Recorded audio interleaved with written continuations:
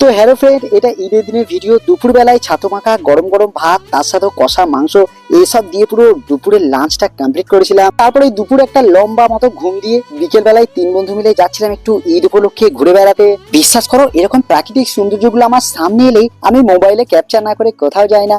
Finally আমরাও চলে এলাম সিল্লাঘাট ইকো পার্কে। বাপরে বাপ, ঈদের দিনে এত ভিড় ছিল কি বলবো।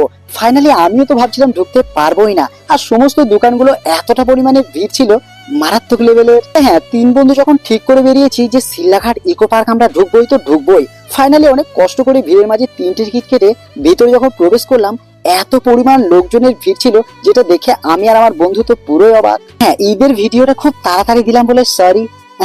এত তাড়াতাড়ি কেউ বোধ হয় ভিডিও দেয় না। পার্কের ভিতরে হাতি, ঘোড়া, জিরাফ, জেব্রা, ছোটদের জন্য ছোট ছোট দোলনা, এদিকে আমার বন্ধু যে কাদেরকে হাই করছে সেটা বুঝলামই না।